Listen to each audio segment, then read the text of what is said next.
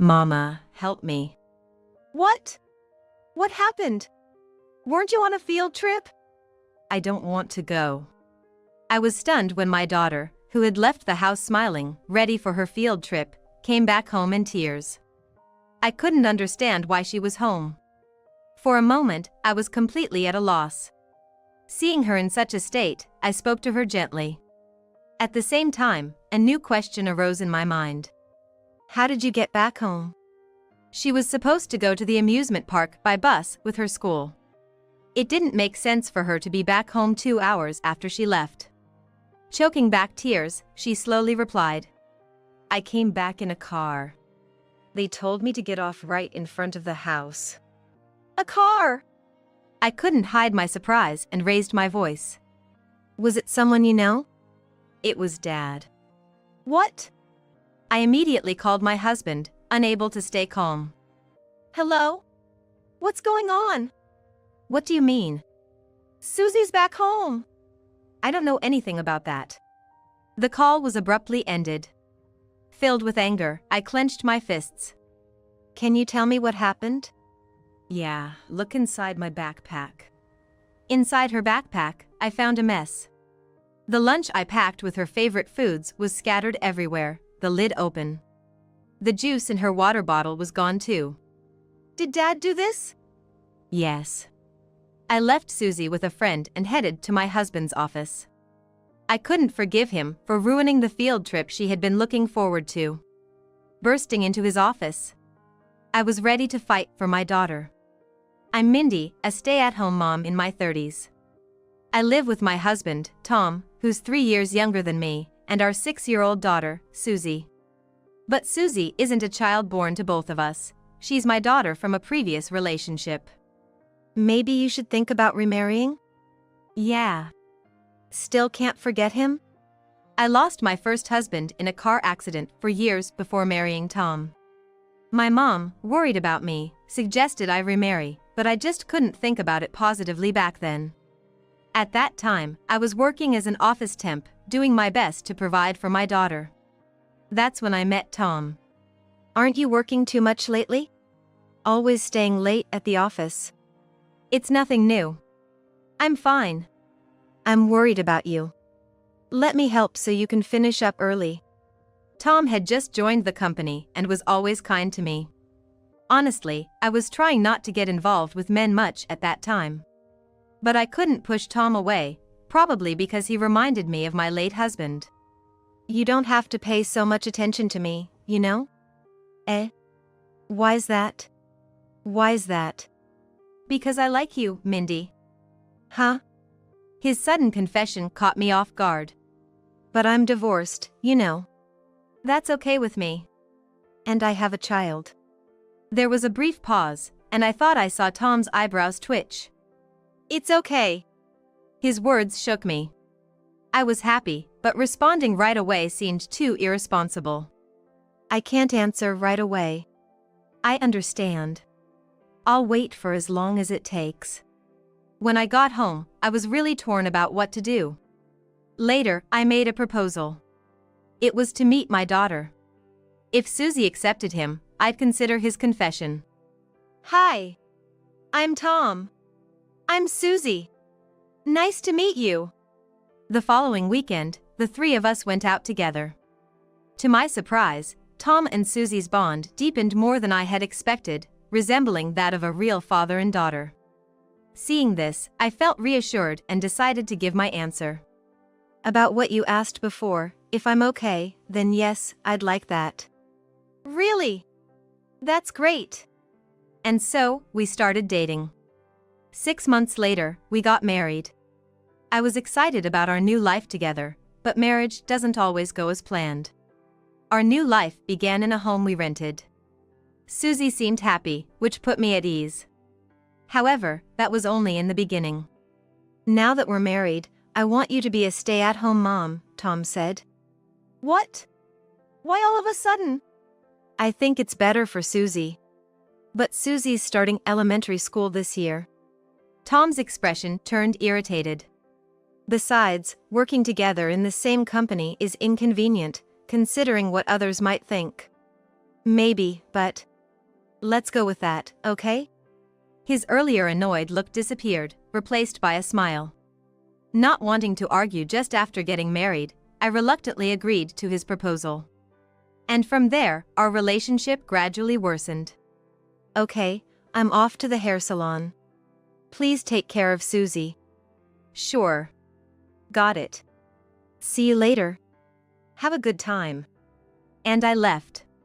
This was the first time since getting married that Tom and Susie would spend time alone together. I was anxious but thought it would be fine since they seemed to have a good relationship. But when I returned home after about 2 hours, the house was eerily quiet. I'm back. No response from either of them. Feeling something was off, I headed straight to the living room. There, I found Susie lying on the sofa. Susie! Huh? Mom? Oh, good. I was relieved and collapsed onto the floor. Susie had just been sleeping. Where's Dad? I couldn't feel Tom's presence in the house. He said he was going out and left me alone. What? I tried calling Tom, but he didn't answer. About an hour later, he returned. I'm back. I rushed to the entrance. Where were you? Oh, just went for a walk. What? Leaving Susie alone? Don't be so mad. Susie was asleep, and I just needed a break. But I couldn't overlook a certain change in Tom. That's quite a nice smell for just a walk, isn't it? I noticed a sweet floral scent, like body soap, coming from Tom. Eh? Must be your imagination. Saying this, Tom quickly headed to our bedroom. And when he came out, he had changed his clothes. Probably to get rid of the scent. It was troubling to think the worst so early in our marriage. Why did you change? I got sweaty. Anyway, I'm hungry. Since then, I started to harbor doubts about Tom. He began avoiding us, and it pained me to see Susie looking lonely. It seemed Susie felt the same, sometimes showing concern for me despite her young age. Mom, are you okay? What's wrong? I'm fine. That's good. Were you worried about me? Thank you. I hugged my daughter gently. In this difficult life, her smile was my only happiness. It was my solace. Then came a night when I felt the most anger I ever had. I woke up suddenly and noticed Tom wasn't beside me. Thirsty, I was about to head to the kitchen. That's when I heard Tom's voice. He seemed to be talking on the phone. Yeah, that's right. I'm tired, you know. I shouldn't have married someone with a kid. I only did because she was pretty for her age. I was shocked by what I heard. I stood frozen in place. Tom had always been distant with Susie, but I never thought it was this bad. His complaints continued. Yeah, that's true. What should I do now? Eh? No, that's going too far. I didn't know what they were talking about, but it couldn't be good. And lately, she's not as close to me. Really gets on my nerves. Maybe I need to show her who's boss. I was surprised at his awful feelings towards Susie, but my anger towards him grew even more. I thought about confronting him but held back. Instead, I decided to record this conversation on my phone. When I got back to the living room door, he was still laughing and mocking us.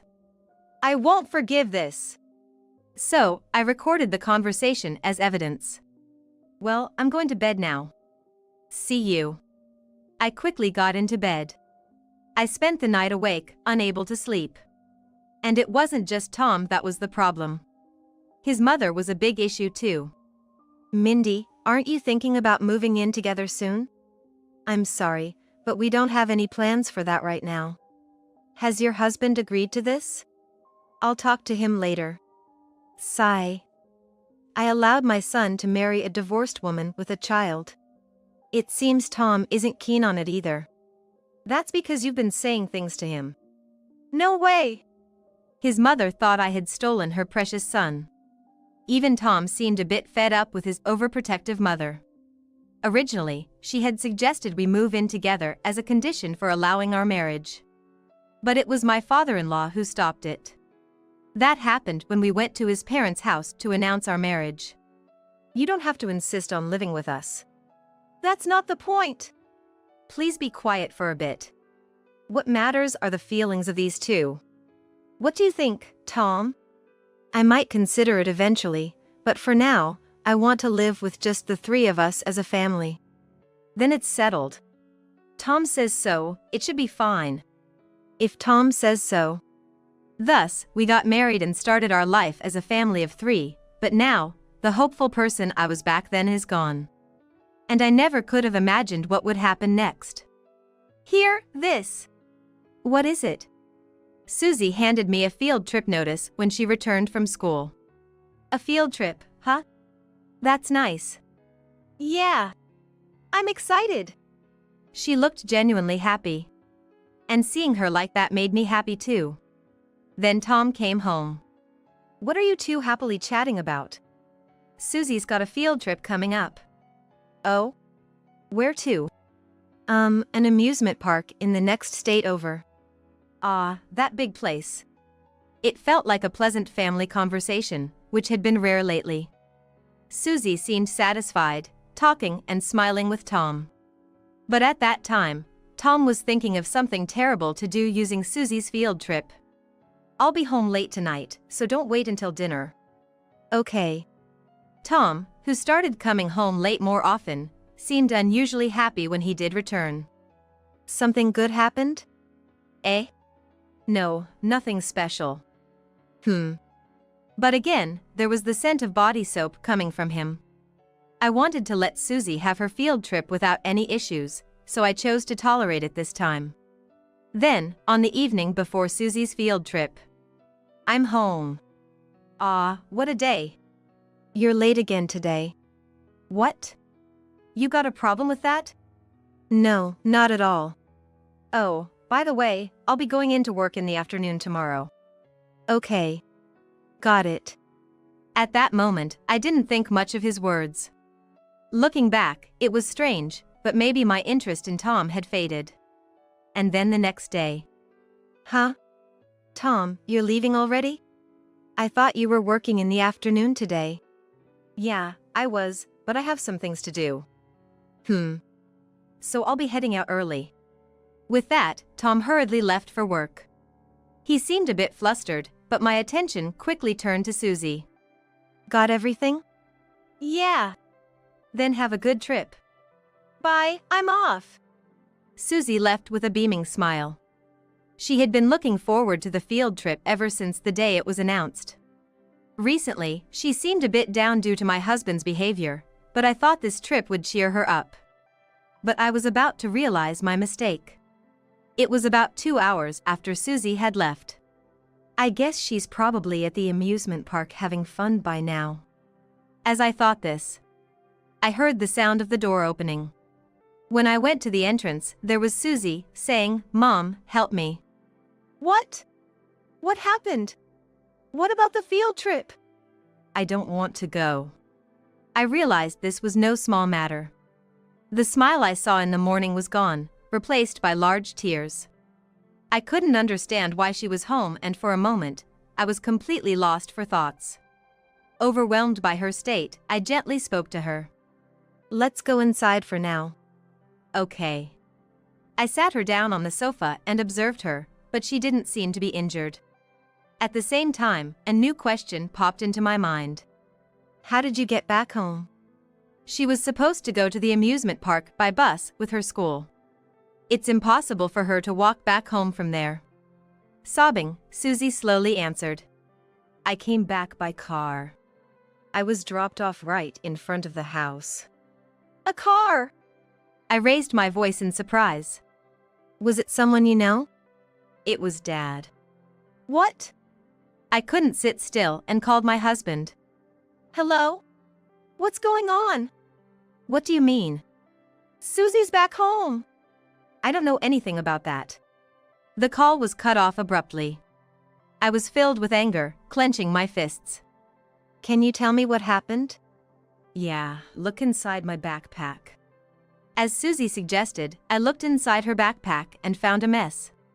Her favorite lunch I packed was scattered everywhere, the lid open. Not only that, but the juice that should have been in her water bottle was also gone.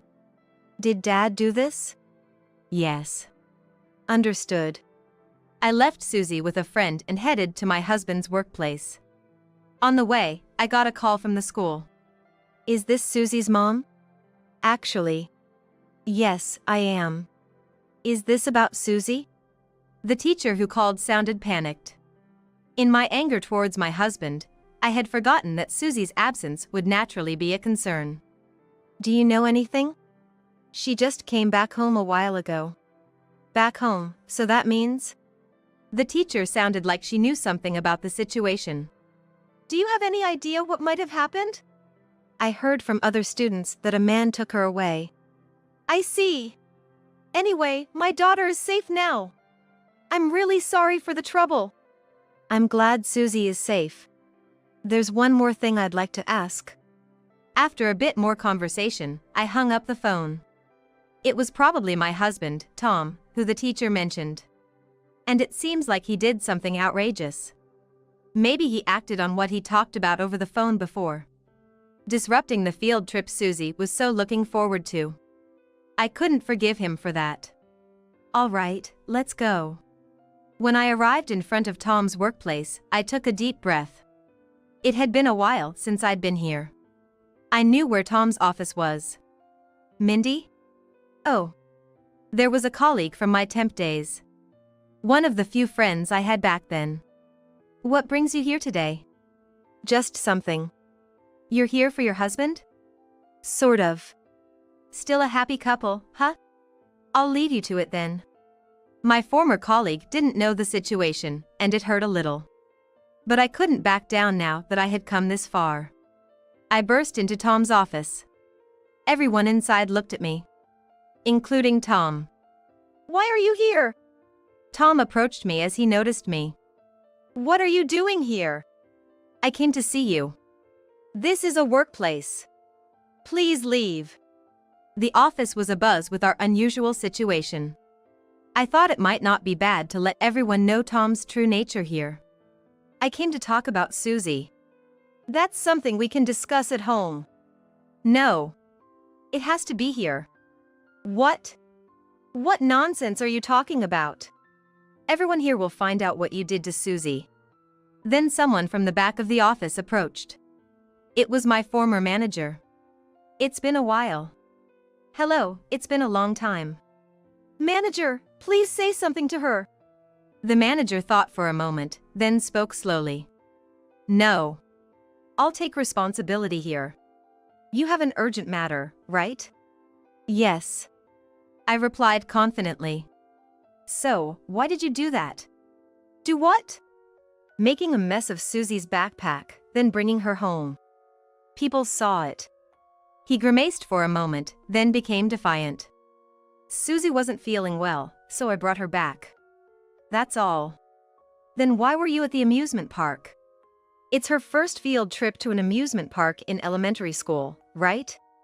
I was just a little worried. That's a lie, isn't it? Why would it be? I just got a call from her teacher. You weren't alone, were you? Everyone in the office seemed even more agitated. There's no proof, right? Tom seemed determined to deny everything. That's when I decided to play the recording I had made previously in front of everyone. Hey! What are you doing? I wanted to see if you could still be so composed after hearing this. I played the recording. It was as horrifying as ever. Words like terrible and worst could be heard from the crowd around us. Tom had no escape now. Is this true? No, this is. I mean, yes. I was discussing a friend's problem. It's not like I planned to do anything to Susie. I couldn't help but smirk. But the word Susie isn't mentioned in this conversation, is it? Tom realized he had trapped himself. Unable to withstand the cold stares from those around, he suddenly began to apologize, changing his tune. I was just following orders. It's not my fault, it's my mother's. Orders? Yes. It's my mother's fault, not mine. I was shocked to learn that his mother had been involved in this, but it didn't excuse what Tom had done. As I was thinking about what to do next, my former manager made a suggestion. Just leave work early for today. Eh? This isn't a situation to work in, right? Don't come in until everything's resolved. It seemed like a good decision. Then let's go. Go where? Just come with me. I forcibly dragged Tom out of the office and headed to his parents' house. During the drive, Tom looked anxious, understanding what was about to happen. We're here. After about an hour's drive, we finally arrived. I dragged a reluctant Tom out of the car and to the front door. Hello. His mother greeted us. It's been a while. Why? We have an urgent matter to discuss, I said, heading into the living room. There I found his father reading the newspaper. Hello. It's been a while. What brings you here so suddenly? There's something important you need to know. Okay. I made Tom sit down next to me and explained everything that happened today. You guys did all that? Wait a minute. That's just her fantasy. I played the recording for his father too. So, what about this? Answer me, Tom. This was a conversation with my mother. Mindy and Susie weren't to my liking, so we thought to teach them a lesson. I just did what my mother told me to. I'm a victim too. Tom was desperately pleading with his father. But his father continued without batting an eyelid. Even if that's the case, you had the option to say no. By not doing so, you're equally guilty. And after all, you were the one who directly acted. Faced with this undeniable logic, Tom fell silent. Mom, what have you done? I did it for Tom and this family. Then the father-in-law, with a fury I had never seen before, bellowed. How can that be an excuse? What you two have done could leave a lifelong scar of terrible memories. The mother-in-law, taken aback by his fierce reprimand, couldn't muster a response. Get out. Eh? I said, leave this house. There won't be a second chance. But if you do that... What? If Susie had been there, she would have undoubtedly burst into tears. From the intensity of the moment. Mom, come on. Tom, wait a moment. Tom was trying to hurriedly pull his mother away, wanting to leave the scene as quickly as possible. But I wasn't going to let them off that easily. I'm not done talking. What? I got a call from Susie's teacher. You weren't alone, were you? Someone saw you, right? You know about that too? I didn't do such a thing. Then prove it. If you can. Damn! Looks like we have no choice but divorce, right? Divorce. Tom was clearly not expecting me to say that. He was utterly hopeless. If that's the case, there's no need for me to hold back. Like I said before, you'll have to leave this house. And you're never crossing this threshold again. That's impossible. I'm sorry, but you'll have to accept it. It's all because of her. Don't blame me for everything. It's all your own doing. Eventually, Tom and his mother were disowned and kicked out of the house. She probably never thought it would come to this. They lost everything just because they couldn't stand us. What a pathetic mother and son. I think this should be enough. No, this is more than enough. My only worry is more about your wife than Tom. Leave her to me. She can't do anything now. You just focus on dealing with Tom. Yes. If you need anything, call me anytime. With that, I left my in-laws' house to pick up Susie. Mom. Sorry to keep you waiting. It's okay. Let's go home. I took Susie and first headed to my parents' house. My mother was surprised, but accepted everything after I explained the situation.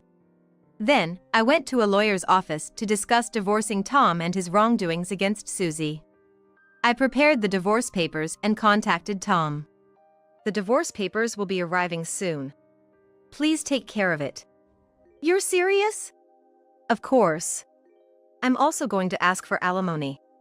If you don't like it, prove your innocence. That's and I'm consulting a lawyer about what you did to Susie. Good luck with that. Hey! Wait! I quickly ended the call. I was done dealing with a husband like that. 2 weeks later, the divorce was finalized, and I successfully claimed a substantial amount in alimony. As for his mother, You've caused us so much trouble. That's entirely your own fault. Maybe you should stop blaming others. Quiet! You and your daughter should go to hell. I'll return those words right back at you. As expected, she tried to contact me. She was speechless at my response. I barely held back my laughter and hung up, blocking her number. Months passed. How are things on your end? Susie and I are doing well. We'll visit you soon. That's good to hear. I look forward to it. From what I heard from my father-in-law, Tom and his mother were living together, still fighting over who was to blame. Such a hopeless pair. Well, they got what they deserved. Now it's just the two of us again. It's okay. As long as I'm with you, Mom. Thank you.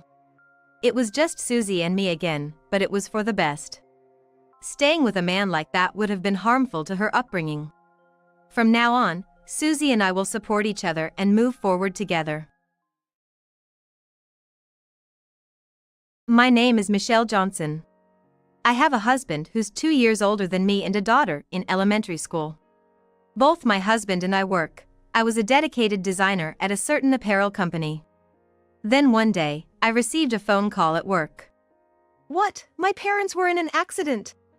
I was in shock. It turned out that my parents had died in an accident while on vacation. My parents, who were close to each other, used to go on trips about once a month. On that day, it seemed they were driving to a tourist destination, but they apparently fell off a cliff on the way. They were found by a passerby, but it was too late. I was stunned, but I managed to leave work early and decided to call my husband first. Hey. I need to talk to you about something important. What is it? I'm busy, you know? My husband sounded irritated over the phone. Even so, I took a deep breath and continued the conversation. Actually, my dad and mom have passed away. Really? Is that true? Yes. They had an accident during their trip. When they were found, it was already too late. As I talked about my parents, I couldn't help but cry. I was sobbing while on the phone. Ah, what a hassle. Stop crying, will you? How can you say it's a hassle? My parents are gone. I'm on a business trip right now. Don't call me for such trivial things. Trivial? That's a terrible thing to say. What do you think my parents were to me? Of course, I appreciate what they did for me, but to me, they were practically strangers. Besides, there's no point dwelling on the dead. There might be a funeral coming up, but I can't attend. What? Even though they're family? I told you, as far as I'm concerned, they were strangers. I can't afford to take off work for strangers. So, don't call me anymore. With that, my husband hung up the call abruptly.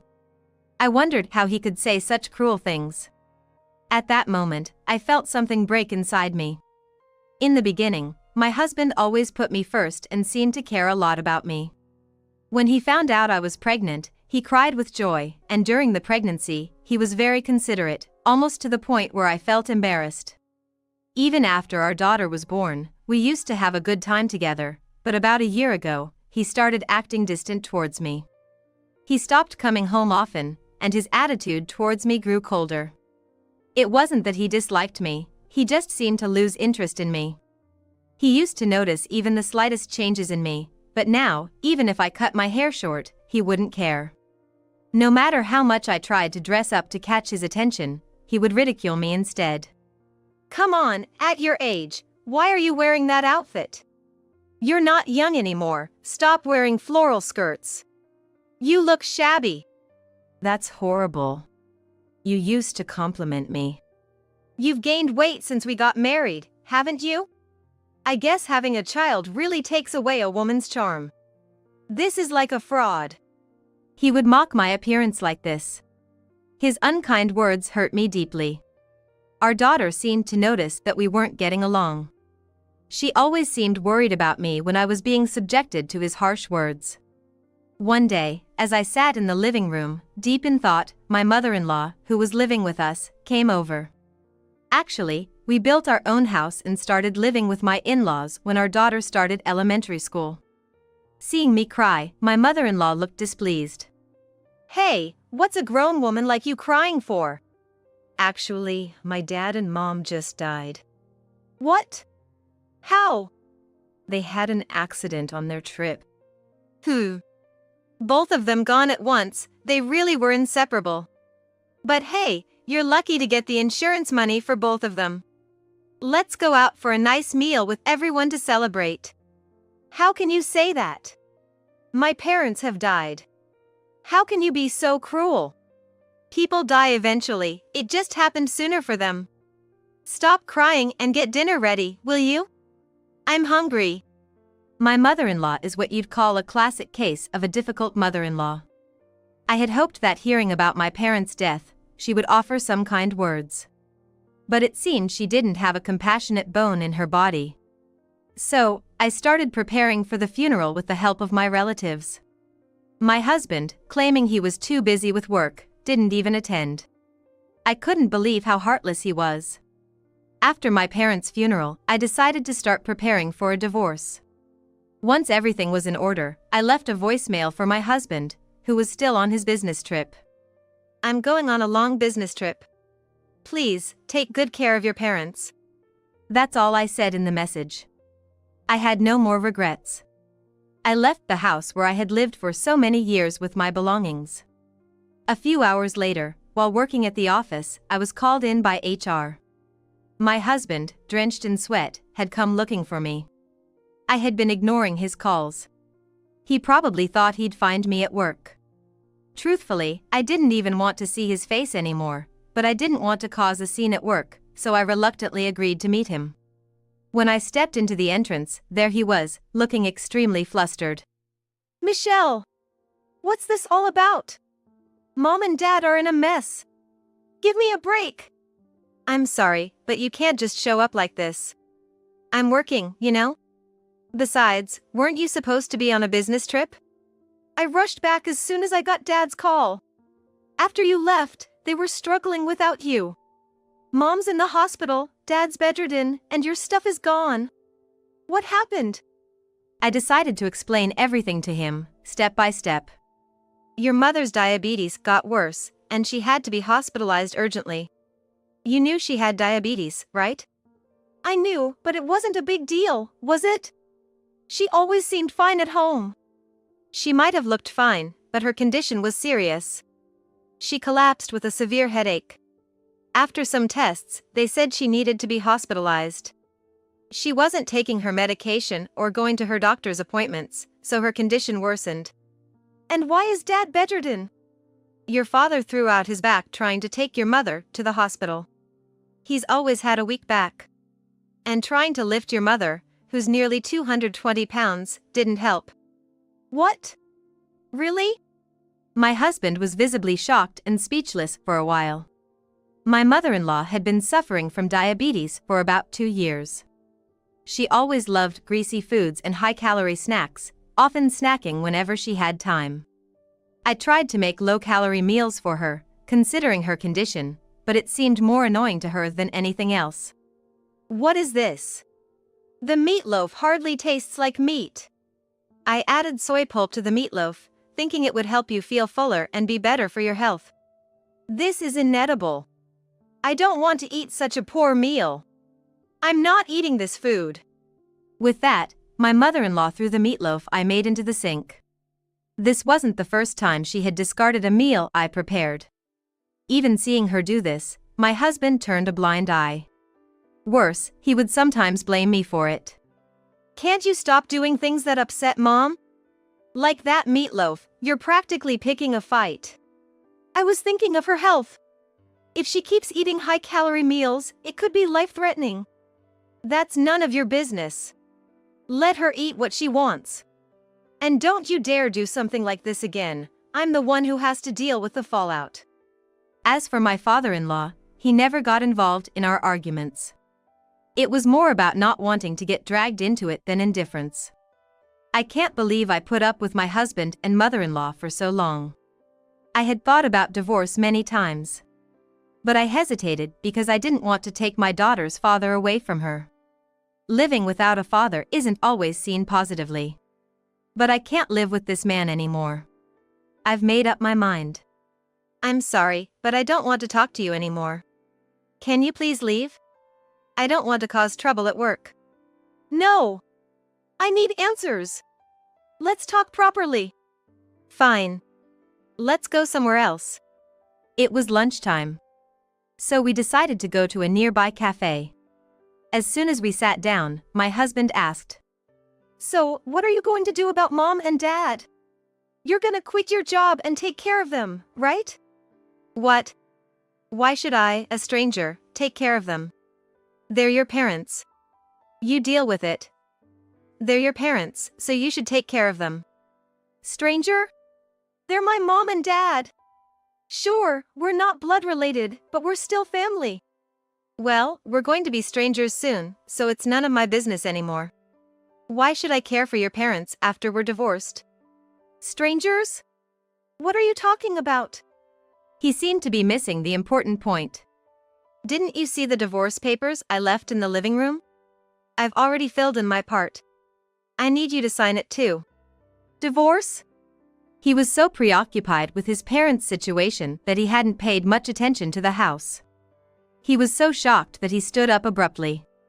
Please sit down, you're drawing attention. Michelle, are you serious about this divorce? Dead serious. Do I look like someone who jokes? I thought you were just going on a long business trip. That was a lie. I'm actually transferring to a different department in another state. The move is a bit later, though. What? I didn't hear anything about that. After I told my company that I might get divorced, they offered me a transfer. And I'm not telling you which state I'm going to. What? Are you really serious about getting divorced? He looked at me in disbelief, not expecting things to have progressed this far without his knowledge. Divorcing will hurt our daughter. Have you thought about her? Are you in any position to say that? After all the betrayals? What? What are you talking about? I haven't betrayed you. On the contrary, I've been working for you and our family. Don't you have any gratitude for me? Gratitude? When you hardly contributed to our living expenses? My husband stumbled over his words at that. He had started contributing less to our living expenses about 2 years ago, citing a decrease in his salary. Initially, we split the expenses evenly, but gradually, more of the burden fell on me. There were even times when he didn't contribute a single cent. Fortunately, I worked for a decent company and earned a fairly good salary. Even more than my husband. You don't contribute to the living expenses, leave all the childcare to me, and at home, there's a mean mother-in-law who picks on me. What benefit do I have staying with you? There's no such thing as benefits or drawbacks in a marriage. We married because we loved each other. Maybe I felt that way back then, but not anymore. You love someone else now, don't you? What are you talking about? He said this, but his eyes were clearly darting around, betraying his nervousness. I know about it. You've been having an affair with a young woman at work. It's been going on for about a year now, hasn't it? Her name is Lily, right? A slender woman with long black hair, just your type. Wait a minute. What are you talking about? Are you confused or has someone been feeding you lies? No, I hired a private detective to investigate you. I suspected you might be cheating, but I never thought it would be with a woman 10 years younger. And she's married, right? Just got married, and yet, is this okay? You investigated me? Of course. If we're getting divorced, I have to look out for my own interests. With this, I'll get compensation from both of you, which should stabilize my life for a while. He must have thought his affair was a secret. He was visibly shocked. After deciding to divorce my husband, I hired a private detective to investigate. Since he stopped coming home, his behavior had become suspicious. He started locking his phone, making secretive calls in another room, leaving the house with unusually large bags. I tried not to worry, but he was indeed having an affair. The woman was a temp worker. Apparently, it was she who made advances towards my husband. She was the one who approached me. She never seemed satisfied with just one man and hit on me at a drinking party. Of course, I rejected her, but she was persistent, and I couldn't resist. So, you're saying it's not your fault? Sure, she was seeing other men, but you're also responsible for getting involved. What? She was with other men? According to the detective, she's been with at least 3 others besides you. She told me I was the only one. My husband slammed his fist on the table, showing his irritation. From the detective agency's investigation, I found out that the woman he was having an affair with is married to a high-ranking executive of a major company. She's nearly 2 decades older than my husband, and it seems like she married him for his money. My husband's infidelity is bad enough, but she's no better. In a way, they're two of a kind. But I was just messing around with her. It was just a casual thing, you know. Neither of us intended to ruin our families. You think messing around excuses everything? Maybe I can deal with it, but what about our daughter? What if she gets harassed at school because of your affair? That's the fault of whoever's spreading rumors. It's the kids who poke their noses into other people's business that are the problem. You always blame others. You cheated and you haven't even said sorry once. You show no remorse at all. I'm sorry, okay. I'll break it off with her. Isn't that enough? It's far from enough. I'm leaving you, and I'll be demanding alimony from both of you. At the mention of alimony, my husband's face turned pale. If you go after her for alimony, that means you'll have to tell Lily's husband about us, right? Lily just got married, that's so unfair to her. The one who deserves sympathy is Lily's husband, who got betrayed right after getting married. And for your information, I've already informed Lily's husband about the affair. What? You hadn't heard from Lily? No, she's been off sick from work for a while, and I couldn't get in touch with her. She must have been too shocked to contact anyone. Are you serious? What am I going to do if this gets out at work? You brought this on yourself.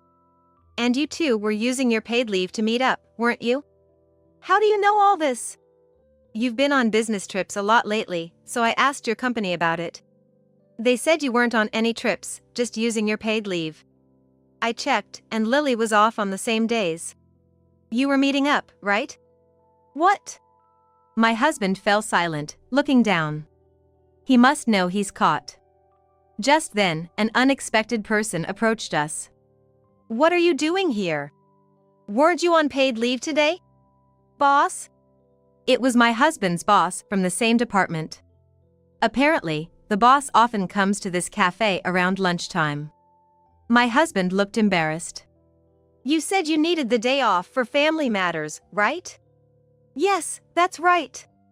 His boss, sensing something was off, seemed to have put 2 and 2 together. I decided to fill him in on the situation. He knew I was his wife, as we had met a couple of times before. Actually, this guy's been having an affair with a young woman at work, a temp named Lily Young. What? Is that true? His boss shouted, loud enough for others to hear. Boss, please lower your voice, everyone's looking. Of course they are. I'd be shocked too if my employee was having an affair. And he used his paid leave to meet up with her. You did that during our busiest time? I'm sorry. I'm going to break up with her, so can you keep it a secret from the other employees? What are you saying? Of course, I'm going to report this. You're in sales, right? Sales is about selling your character as much as the product. No one's going to buy anything from someone who betrays his own family. You might not get fired, but don't think you can stay in your current department. Wait, please. I don't know any other kind of work, and if I'm transferred, my salary. I don't care about your problems. You should be apologizing to your wife. You've hurt her. I know I did something wrong, but this has nothing to do with my job. It does, that's why I'm telling you. I've lost all trust in you. We have plenty of capable employees. I'll find someone else to lead the next project. It turned out my husband was the leader of an important project. If it succeeded, he was almost guaranteed a promotion. He had been preparing for it for a long time. That's not fair. You said I was the right person for the job. Not anymore. I've lost all faith in you. I'll report to the higher-ups right away. Excuse me. After his boss left the cafe, my husband just hung his head. His boss said he was supposed to take a lunch break, but he had to go back to the office right away to report about my husband. It's over. Everything was going so well. Why did it have to come to this? His voice trembled, and he looked like he might cry any moment. I'm going to leave the rest to my lawyer, so let's discuss through him from now on. I left his business card on the living room table, so give him a call if there's anything. You're really serious about divorcing me? He asked me with tears in his eyes. It seemed too late for such questions. I nodded firmly. That's what I said. I can't stand living with a cheater anymore. And I've had enough of your mother too. You always turned a blind eye when she was mean to me. I told you several times I wanted to stop living with her, but you wouldn't listen. You never took my side, even though you saw how she treated me. You always said I was overthinking it. I didn't realize you were so troubled about my mom. I'll be more careful from now on. It's too late for that. You'll have your hands full with visiting the hospital and caregiving for your parents.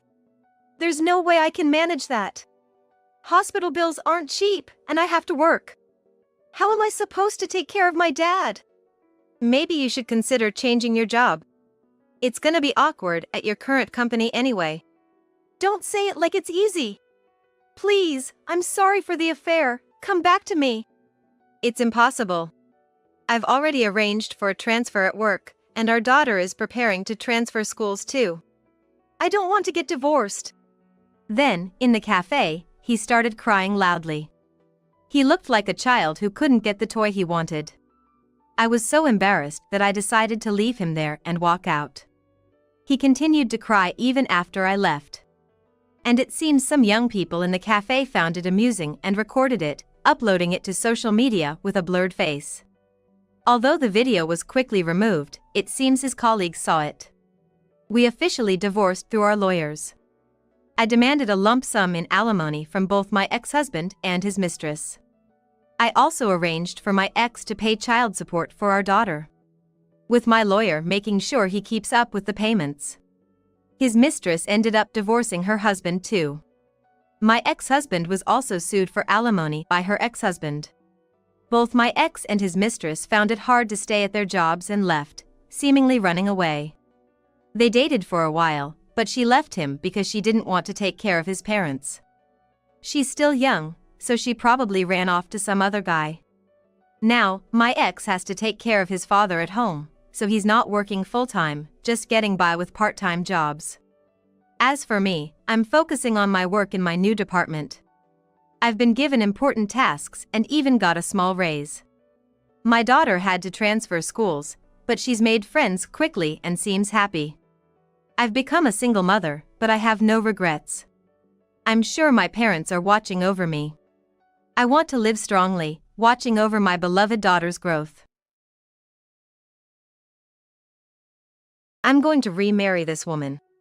My ex-husband declared just 3 days after our divorce.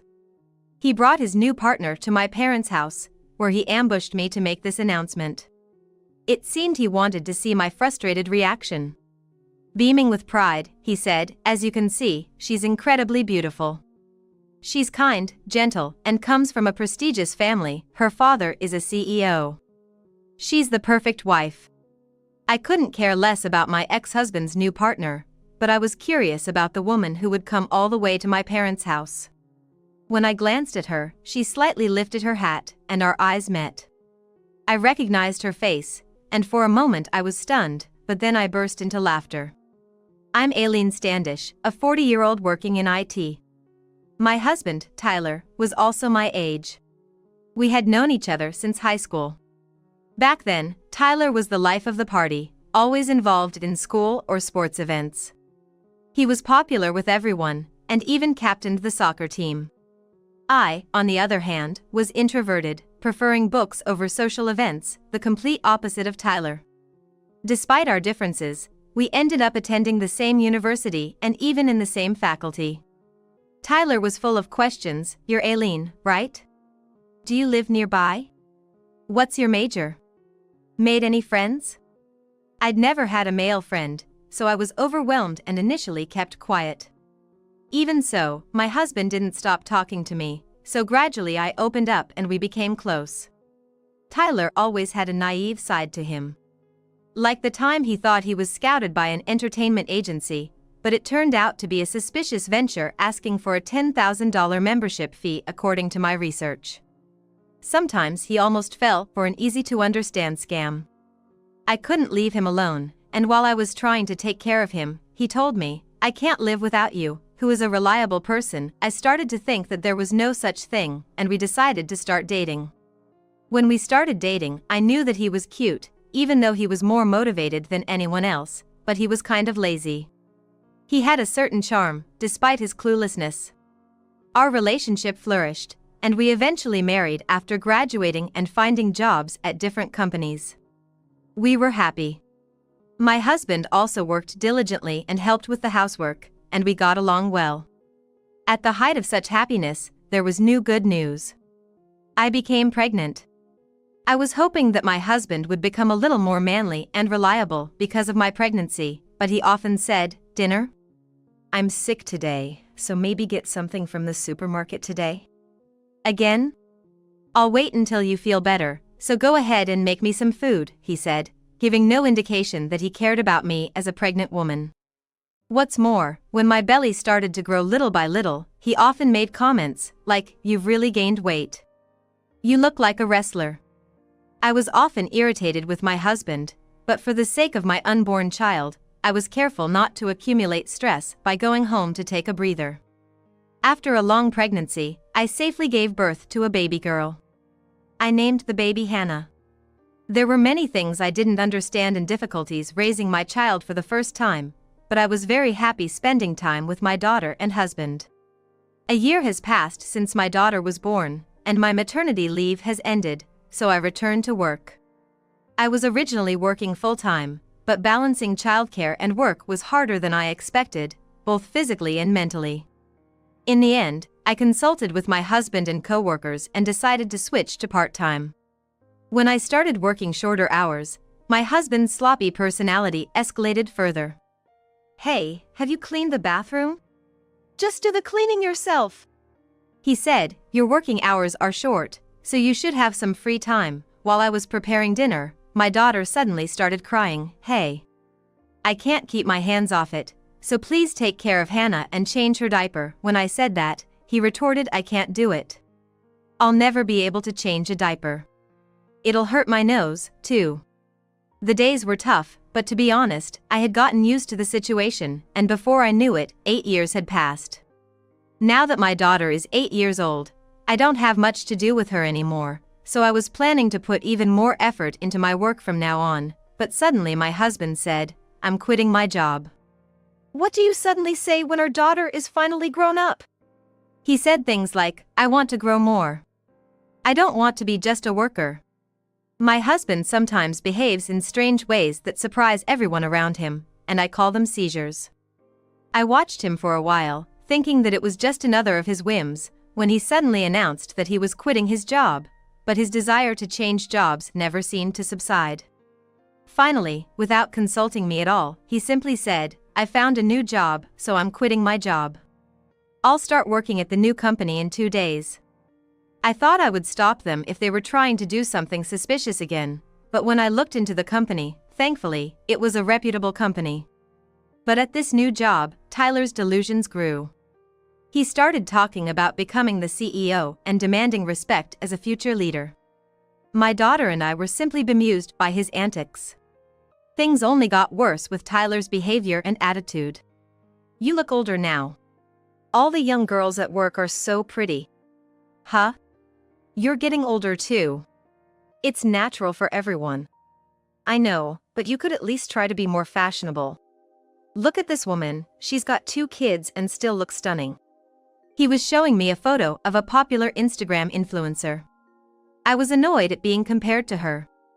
I mean, I do keep myself pretty well put together, especially considering I'm 40 and have a child. It was frustrating how he pushed all the housework and parenting onto me while drooling over young, pretty girls. Around this time, Tyler started working late more often and coming home less. You've been coming home late recently. Really? It's the usual time, isn't it? He replied, but his return time was definitely later. Especially on Tuesdays and Fridays, when he wouldn't be home before 10 p.m. Why are you always late on Tuesdays and Fridays? When I asked, he suddenly spoke quickly and defensively, "It's for a project. We have meetings only on Tuesdays and Fridays." Are you doubting me? He seemed quite unsettled. Okay, got it, I said, and he looked visibly relieved. But I was suspicious. Ever since we were dating. He always talked fast and got angry when he was lying or feeling guilty. His behavior was predictable. So, I took action. While Tyler was in the shower, I checked his phone. I remembered the password. He once said, "My car license plate number and the password on my old cell phone are all 4649. It was just like him to be that simple. When I entered 4649, the phone unlocked. And there it was, evidence of his affair all over his phone. Messages on text like, "I'm free this Friday, can't wait to see you, and is your wife okay with this?" She's clueless, no worries. There were also many photos of him cozy with his coworker. It seemed to be a junior at the company. I transferred all the evidence to my phone, shaking with anger. With all the proof gathered, I finally confronted Tyler about a divorce. Initially, he denied everything, but when faced with the evidence, he turned pale. I'm sorry. Please don't divorce me. You wanted a divorce, that's why you cheated and grew cold. No, it was just a momentary lapse. I don't want to lose you or Hannah. Please. I was filled with hatred for him, but couldn't bring myself to divorce for our daughter's sake, who was 8 at the time. I decided to stay married on the condition that he cease all contact with the woman in the future. It seems that she voluntarily resigned from the company, perhaps because she felt uncomfortable having someone, with whom she had an affair, working at the same company. For 6 months, he seemed genuinely repentant, but a year later, he was back to his old ways, belittling me. I couldn't forgive him for the affair and his continuous disrespect. Our marriage was cold. But we stayed together for our daughter. No matter how many times I broached the subject of divorce, my husband continued to refuse. However, a week ago, Tyler suddenly asked for a divorce. Let's divorce. What? I've made up my mind. Let's divorce. Why now? You always refused before. It's not that I didn't want to get divorced. I asked, genuinely curious. I also thought it was best for both of us to divorce. However, he refused to divorce, and he wondered why he had decided to divorce now, even though there had been many times before. It's your fault. Since my affair, you've changed. You never forgave me, and I'm sick of it. He blamed me. I had indeed never forgiven him. Not just for the affair, but for everything that followed. It's not just an affair. You've been insulting me all this time. I was doing it for your own good. A woman should take care of the house and maintain her looks. You were slacking, so I had to remind you. It's not my fault we're divorcing. That's when I realized he would never admit his faults. He always blamed me, never listening when I said he shared the blame. Finally, he insisted, "It's not my fault. So no alimony or splitting assets, remember that." That confirmed it. Tyler wanted to come out on top in the divorce, insisting it was all my fault. There's something wrong with my husband saying things like this. I suspected he might be having another affair. He was so predictable. Getting agitated and talking fast just like before. In the past, I would have confronted him. But now, I have no more interest in him. Fine, let's divorce. I don't need your assets, but I won't give up living with my daughter. All right, that's fine. I said, utterly dismayed at how easily Tyler seemed to give up on our daughter despite always claiming she was so important to him. Soon after, we went through the divorce proceedings and finalized it without any trouble. I moved back to my parents' house with my daughter. She wasn't opposed to the divorce and wanted to come with me, saying, "Dad's hardly ever home anyway, and he's so mean to you, Mom. I think it's better if we're apart. I just want you to be happy." I was ready to start a new life with my daughter and my parents, but just 3 days after the divorce, an unexpected event occurred. When I came home from work one day, I saw Tyler and a woman with long black hair in front of the house. She was wearing a hat that obscured her face, giving me a bad feeling. I wanted to ignore them, but since they were in front of my family's house, I couldn't just leave them there. Approaching them, Tyler came towards me with a smug smile. "What do you want?" I asked apprehensively. "I'm going to remarry this woman," he announced triumphantly, his eyes sparkling. Just 3 days after we decided divorce. It was obvious that their relationship overlapped with our marriage. And now he was bragging about it so loudly. What kind of person does that?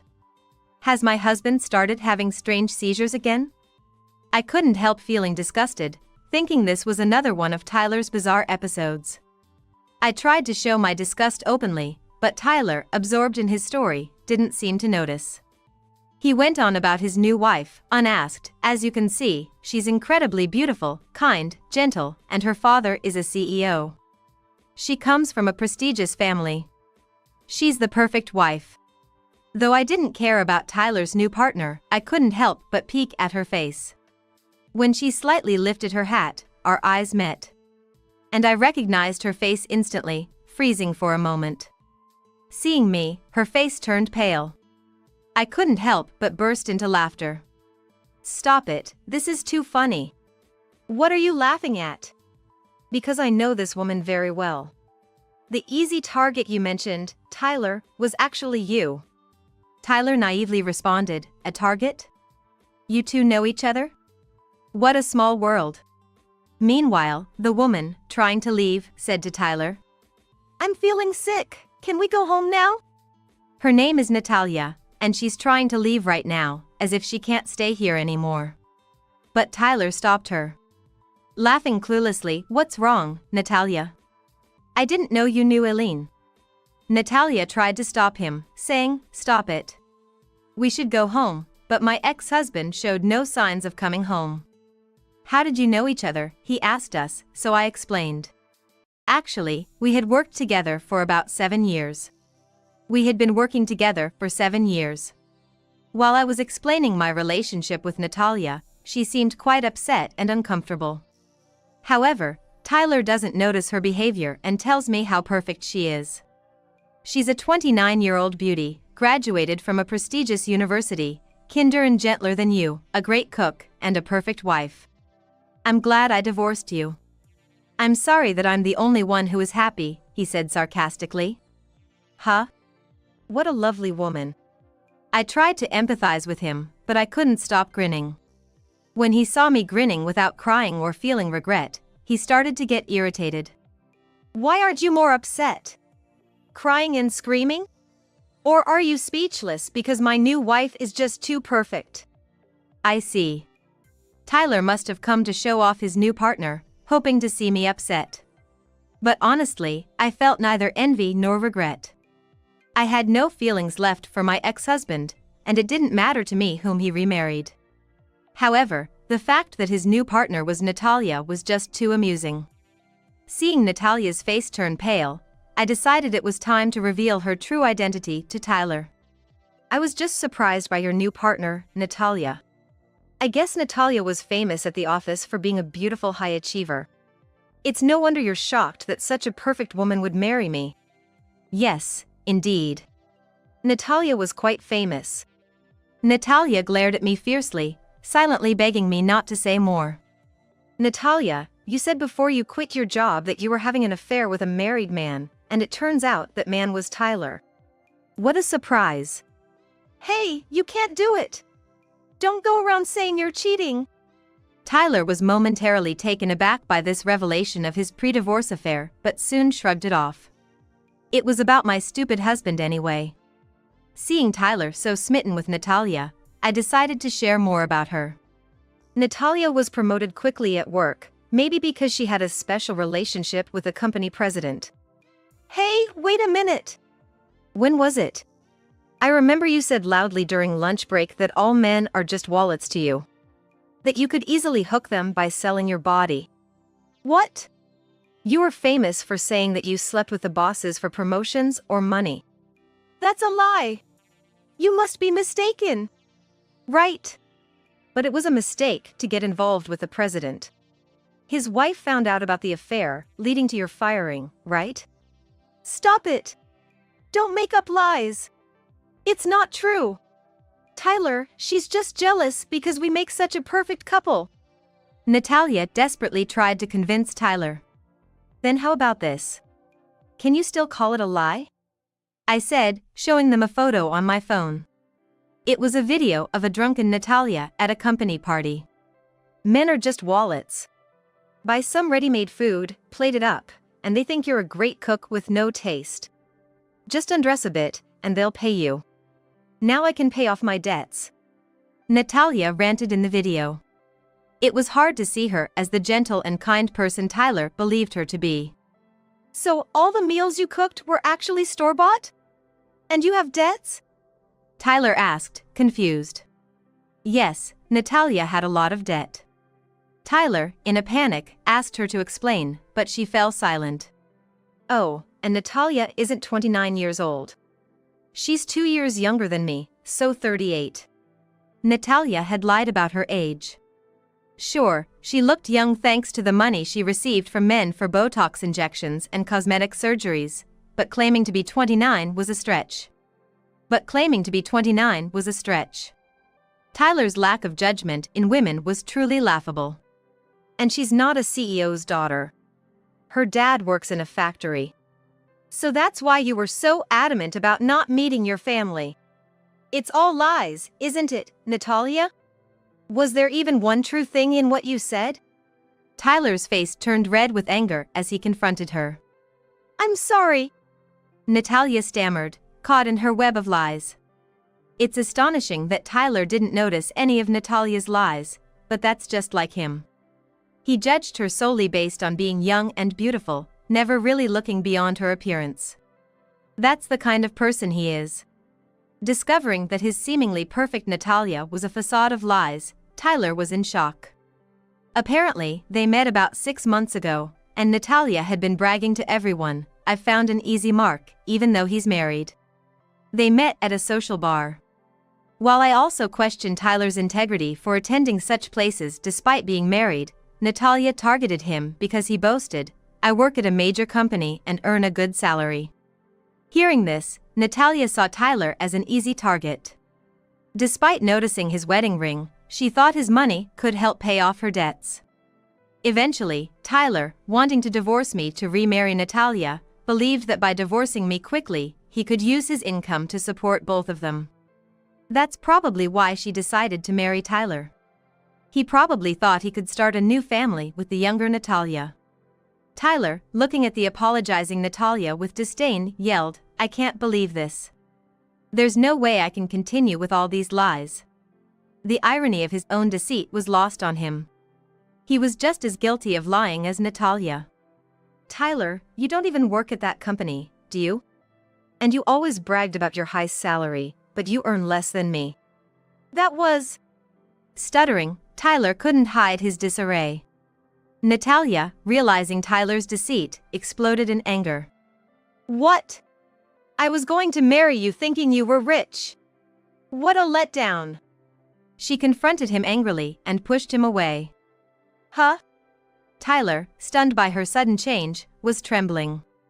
He loved Natalia for being young, beautiful, a great cook, and a supposed CEO's daughter, while she loved him for his supposed wealth. All their lies came to light, and their relationship crumbled. Realizing I had once been married to such a despicable man, I felt disgusted with myself but was simultaneously relieved to have divorced him. The two liars were indeed a perfect match. As I told them I'd claim division of property and tried to enter my house, Tyler naively exclaimed, "We're already divorced, you can't claim my property." Actually, the process is still ongoing. Maybe you should look it up. If you hadn't come to tell me, I might never have known about the affair. Hearing this, both of their faces turned red. I'll discuss further through my lawyer, I said, finally entering my house. They continued arguing loudly outside, causing a nuisance to the neighbors, and were eventually taken away by the police. Later, with my lawyer's help, we finally finalized our division of property. I was delighted to sever ties with such despicable people. Afterwards, I heard from a colleague that Tyler broke up with Natalia. Now, both Tyler and Natalia are without partners and living in a run-down apartment. As for me, I vowed to find happiness for the sake of my lovely daughter. I'm going to live here with my eldest son, his wife, and my grandchild. John declared this loudly, puffing out his chest with confidence. Behind him, Michael and Linda smirked at me maliciously. How can they be so selfish? I felt dizzy, but more than that, I couldn't stand the thought of my happiness being threatened. It must have shown on my face. Michael, as if to deliver the final blow, taunted me. If you resist, I won't take care of you. I don't remember raising a child like this, but I regret that it's come to this. Still, I pretended to take the bait and firmly stated, "Then I'll leave." No one there expected that response. They stared at me, faces blank with surprise. Then John, coming to his senses, pointed at me and started yelling. "You're leaving? If you do that, you'll be out on the streets. If you think you're threatening me, think again." I could tell his words were a bluff by the sweat on his forehead. So I looked straight at John with a bold demeanor. "My name is Emma Young, a 53-year-old remote worker. I met John, my husband, when I started working and married him after several years of dating.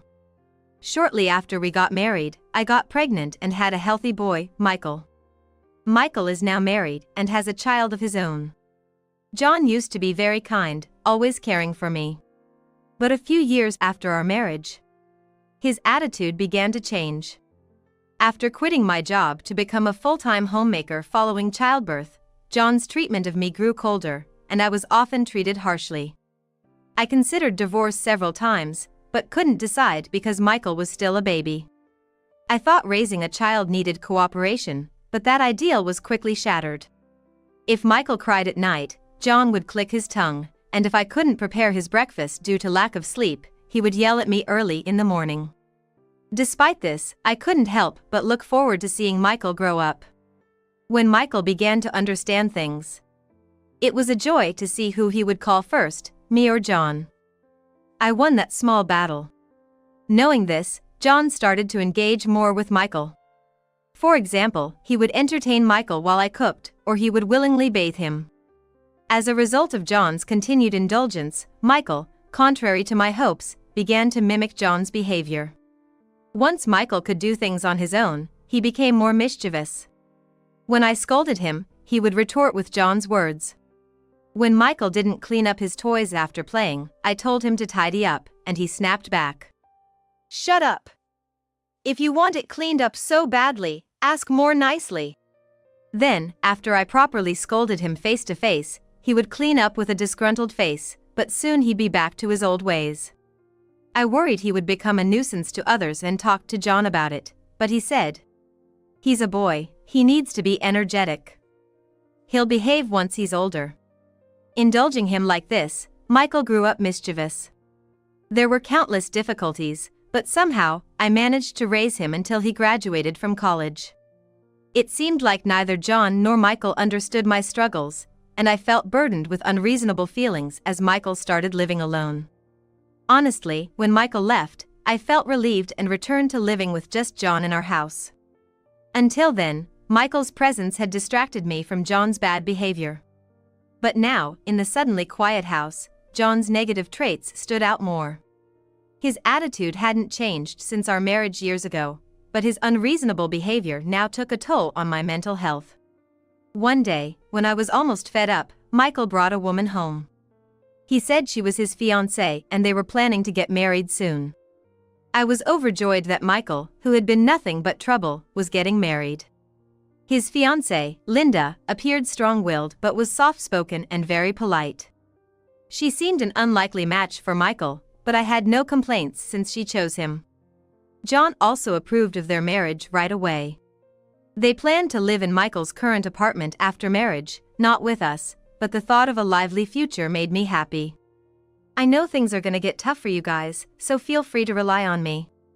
They had both been living alone until now, but they would be living together from now on. I wanted to be a support for them, expecting they might face various challenges.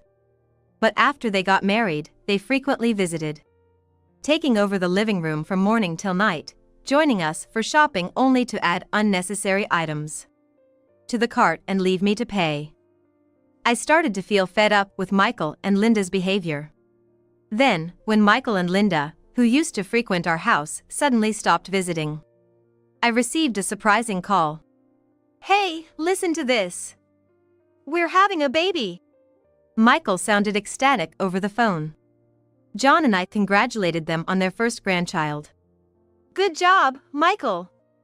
So, when's the baby due? What? Didn't you hear me? The baby's here, that's why I'm calling from the hospital. It turned out Michael was announcing not a pregnancy, but the birth of their child. Shocked, we rushed to the hospital to see our grandchild. After that whirlwind of events, Michael and Linda started visiting often again. It was great seeing my grandchild, but they would leave me with the baby and go out. And to top it off, they'd say, "Emma, the baby's fine with just milk, thanks." Yeah, lucky to have you, Mom. It's great to have someone to leave the baby with when we go out. They'd laugh as they left me with the baby. Actually, I had started working from home around that time. When Michael brought Linda over, I proposed to John that we leave this house. What are you talking about? If we do that, where will we live? John complained immediately, but I quickly countered with a new proposal. Let's build a new house. Don't worry, I'll also work from home.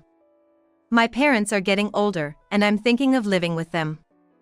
Let's give this house to Michael and Linda, and we can live in a new one. Living together would mean we'd need a house of a certain size and layout, but I convinced him that by combining his income and mine, we could reach our goal. Reluctantly, he agreed, and I began working from home right away. Even when I was tasked with caring for my grandchild or dealing with John's unreasonable outbursts, I never missed a day of work. During these times, the moment finally came to realize my dream. John, albeit reluctantly, agreed to save money for a new house to live with my parents. He wouldn't cooperate unless I pushed him, and I faced more unreasonable behavior. But reaching our goal made all that seem insignificant. John, we've finally reached our goal. I'm going to see my parents now to discuss moving forward. I had been talking to John about the new house, but now I could have a proper discussion with my parents involved. Leaving a grumbling John behind, I headed to my parents' place. Despite multiple intrusions from Michael and Linda, just the thought of living soon in a new house with my parents brightened my mood. My work was going well, and I was finally able to purchase the house I had always wanted. I reported this to John, looking forward to the day of the handover. Then, on the day of the handover, as I was about to step into the house, excited, a moving truck suddenly stopped by. Stunned, I watched as the movers began unloading. And I hurriedly stopped them. I hadn't heard of such arrangements, and neither our nor my parents' belongings had been moved in yet. Whose belongings were they trying to move in? The confused mover and I were trying to understand the situation, when a loud voice came from somewhere. What are you doing, meddling in things? The voice belonged to John, and as I turned around, relieved to hear him, I realized the words were directed at me. I realized that those words were directed at me. John gestured dismissively at me as if I were a nuisance, while Michael and Linda were talking to the moving company staff. Then John came over to me and said this. We're going to live here with our eldest son, his wife, and our grandchild. John announced this loudly, chest puffed out with confidence. Michael and Linda stood behind him, smirking at me maliciously. How could they be so selfish? I felt dizzy, but more than that, I couldn't stand the thought of my happiness being threatened. That must have shown on my face. Michael, as if to deliver the final blow, taunted me. If you resist, I won't take care of you. I don't remember raising a child like this, but I regretted that it had come to this. Still, pretending to take the bait, I firmly stated, "Then I'll leave." No one there expected that response. They just stared at me, faces blank with surprise. Then John, coming to his senses, pointed at me and started yelling. "You're leaving? If you do that, you'll be out on the streets. If you think you're threatening me, think again." I could tell his words were a bluff by the sweat on his forehead. So I looked straight at John with a bold demeanor. However, my attitude was in vain, as John smirked, regaining his composure. "That's right, exactly. I'm supposed to be the owner of this house. Wasn't that the agreement?" Indeed, the new house was in John's name. But the purpose of building this new house was to live with my parents, and there were supposed to be other conditions too. Yet, why does John feel so entitled? When I first discussed building a new home with living with my parents in mind, John naturally brought up Michael. Going forward, it's Michael and his family who will live the longest. Wouldn't it then be better to build the new house for Michael and his family? That was a reasonable opinion, but I wanted them to achieve this on their own. So, I persistently persuaded John until he reluctantly agreed. That's why the new house was designed with as many barrier-free features as possible, geared towards my parents. Since marrying John, I hadn't spent much good time. But now that Michael is married, I should be able to live as I please. I've spent so much time on John and Michael, neglecting my parents. Now it's time to give back to them. Lost in these thoughts, I must have been glaring at John and the others. Realizing this, John mocked me. "What's with that defiant look? Struck a nerve and now you're speechless, huh?" His words infuriated me. I've put up with so much and resigned myself to his behavior until now. But this time, I couldn't just let it go. Even when John, who was once kind, changed his attitude completely. Even when Michael, imitating John, hurled harsh words at me. Even when John got angry, yelled, threw tantrums, or ignored me on a whim.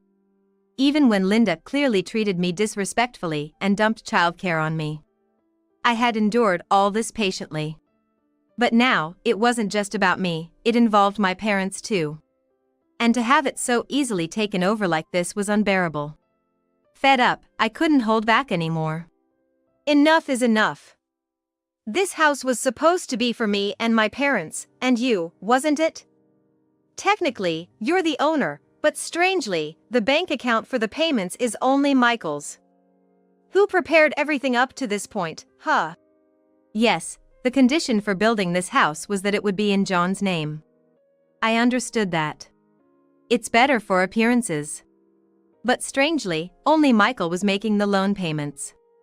John claimed he wanted it to look like Michael bought the house. So it seemed like he was doing a good deed for my parents. But I never understood the reason behind this arrangement. However, as long as I could live with my parents, I was okay with any form. So, although it didn't sit well with me, I agreed. Little did I know it would turn out like this. As I stated my case, John, Michael, and Linda all smirked in the same way. That's when I realized it. John had planned from the start to make this house his own. I was like a worker ant, gathering materials and building the nest, only to be manipulated at the last moment. When the house was completed and it was time to move, I realized this and snapped. Then, I presented John with the divorce papers I had kept hidden for years. I had prepared them over a decade ago, when Michael was in high school and away at a sports camp. John and I went out to dine, having the house to ourselves for a change. During the meal, we bumped into one of John's colleagues and had a bit of small talk. When the colleague tried to excuse himself, hurrying the conversation, John said something awful. "Don't worry about it. Eating out with her is just boring, but I'm the kind husband, playing along. We don't even have a reservation. Maybe I'll send her home and go for a drink.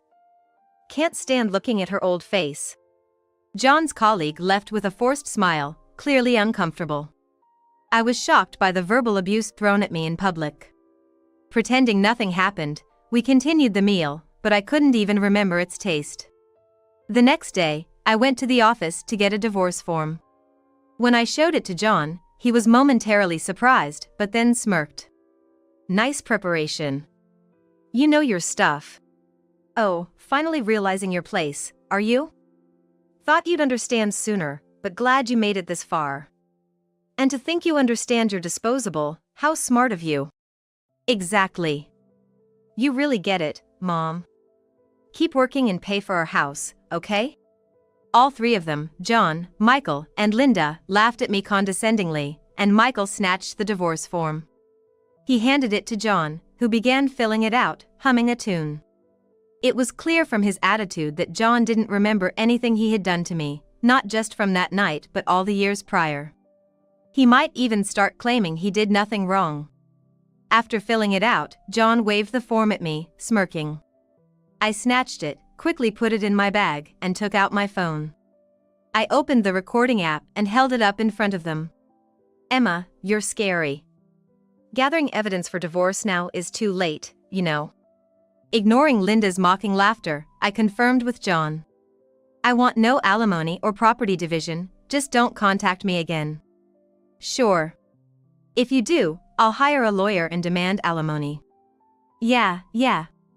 John responded nonchalantly, laughing throughout. I wondered how someone could be so brazen. Trying to keep my temper in check, I turned to Michael and stated clearly. And Michael, now that our marital ties are severed, our parent-child relationship is over too. Ah, okay. They both responded. Well, that's all I needed. We'll likely never meet again, so take care of yourselves. I stopped the recording and decided to leave. Neither John, Michael, nor Linda seemed to grasp the reality of their future. Without anyone stopping me, I went to the office to file the divorce papers. 3 days after filling out and submitting the rest of the divorce papers at the office. While I was packing up with my parents for the move, John called me. Just the other day, I told him not to contact me again, or I'd hire a lawyer and sue for emotional distress. But he must have had a reason to contact me so desperately. However, now that we're divorced, it's no longer my concern. Busy with packing, I decided to ignore the call. But just as I thought John's call had ended, Michael called me next. Both of them reaching out must mean something serious is going on, but it's none of my business. I ignored both calls and continued working, but the constant ringing was too distracting. Reluctantly, I answered when John called again, and immediately, I heard his pitiful voice. Help me, Emma, I can't stop the calls from the bank and Michael. With that one sentence, I understood what John and Michael were going through and sighed in exasperation. I answered wearily. I don't know anything about that. It's no longer my concern. John shouted back at me in a voice as loud as he could muster. You heartless woman! No matter what he said, it was absurd for him to complain to me given their situation. Honestly, I couldn't care less what happens to them. More importantly, do you remember the promise we made just the other day? I deliberately sighed audibly before reiterating. Though it was already too late since John had contacted me. What promise? As expected, he seemed to have forgotten. I couldn't help but laugh inwardly. The one where I said I'd hire a lawyer and sue for emotional distress if you contacted me. I never heard such a thing. Whether you listened or not, I definitely said it, and you responded. No, I didn't. I wouldn't easily agree to such nonsensical terms. John was vehemently denying it, but I had anticipated such a claim. That's why I had recorded the conversation. It's recorded, so you can't escape this. Please, forgive me. If this continues, both Michael and I will be lost. John's voice was even weaker than when he first called, pleading with me. But considering everything that's happened, there's no way I could forgive him. Absolutely not, I'm going to consult a lawyer now. I flatly rejected him, but John, who only accepts convenient truths, persisted. Let's get back together, okay? I bluntly replied to John's absurd suggestion. In your dreams. I was surprised at how cold my own voice sounded. I then hung up and blocked John's number. That should ensure no further contact from John. Feeling relieved, I was about to resume packing when my phone rang again. Wondering what it was now, I checked and saw Michael's name. I had completely forgotten in the heat of the moment with John, but Michael must also be receiving numerous calls from the bank. He seemed to be reaching out to me for help, just like John. I thought about not answering, but decided to enlighten him about society and answered the call. Mom, please help me. I keep getting these crazy calls from the bank, and Dad won't answer his phone. His voice was as pitiful as one could imagine. Having to deal with the same issue twice in one day was too much for me. So, I decided to be brief and sent him the recording before he could say anything more.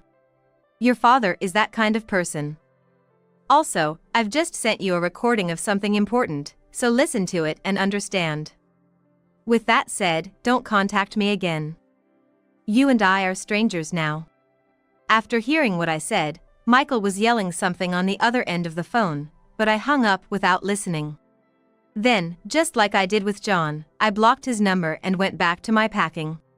Once I finished a phase of the packing, I headed to the law office.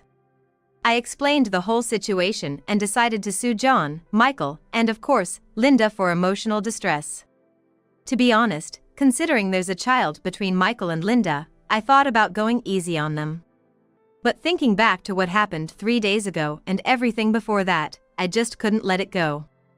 I hoped this would be a good opportunity for them to learn about the harsh realities of society. So, I didn't hold back and went through with the full claim. As a result, John was demoted and took a pay cut after this incident became known at his company.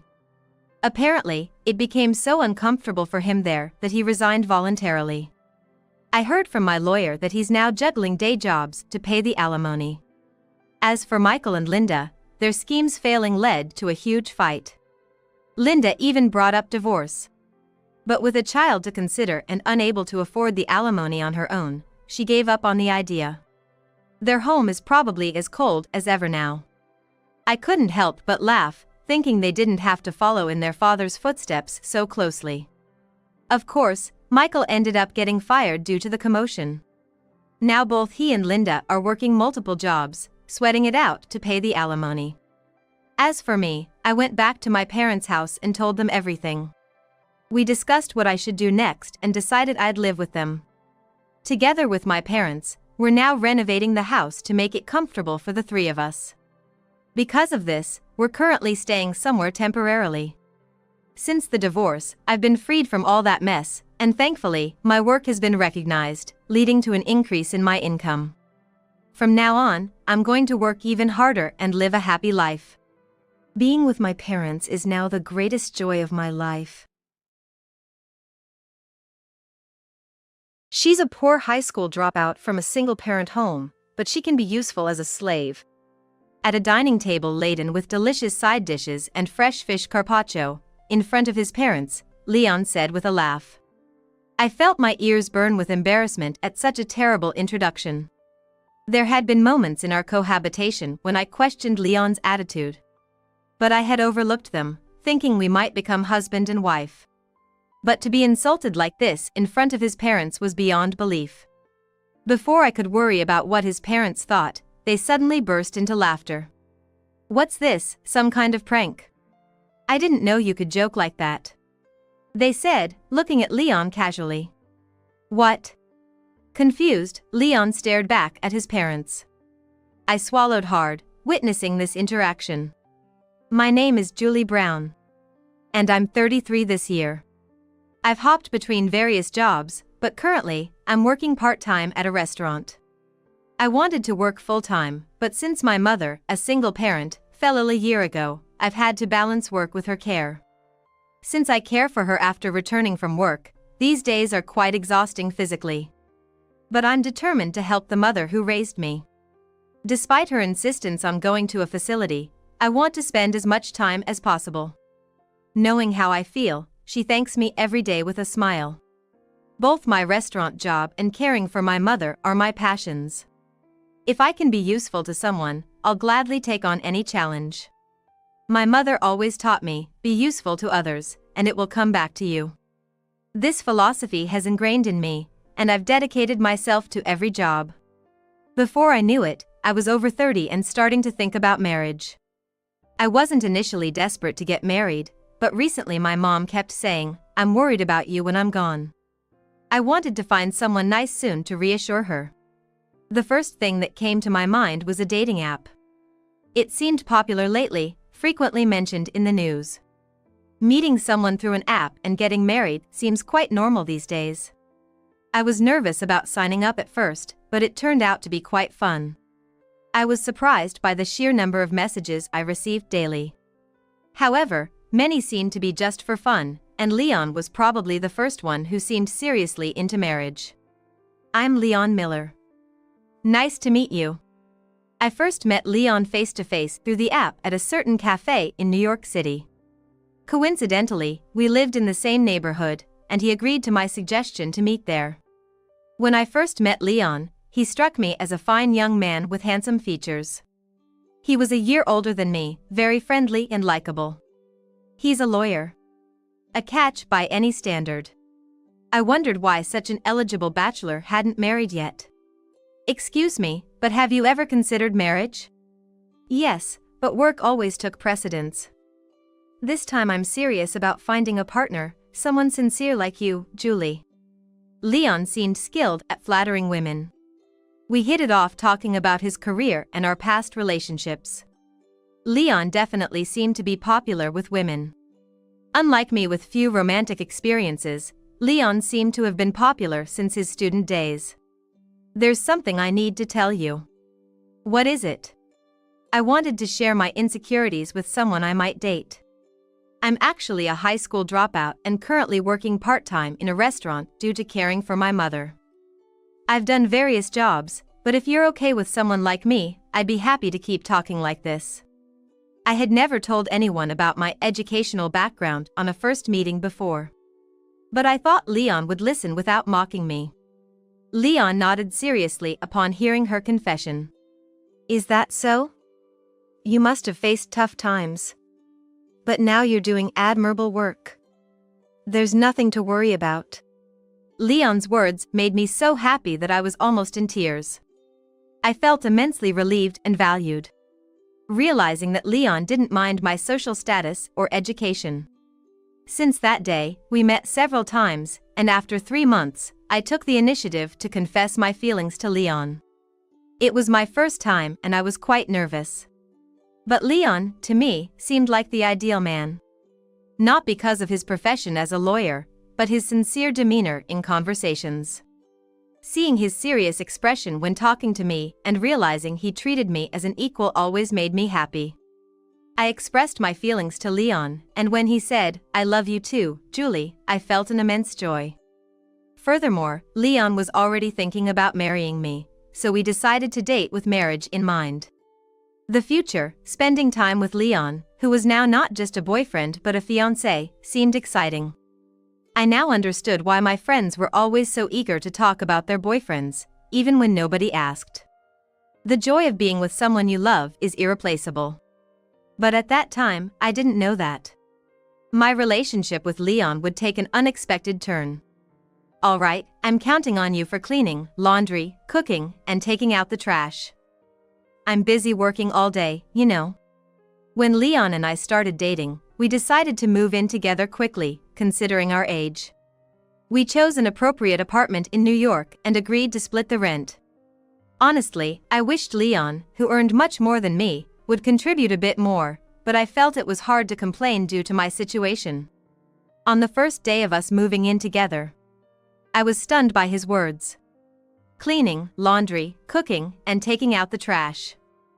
Does that mean I have to do all the housework? I need to take care of my mom at night. Of course, it's obvious. I'm an elite lawyer, and you're just a high school dropout doing part-time work, right? I'm busier and earn more, so it's only natural for you to handle the household. I was struck by a dull shock.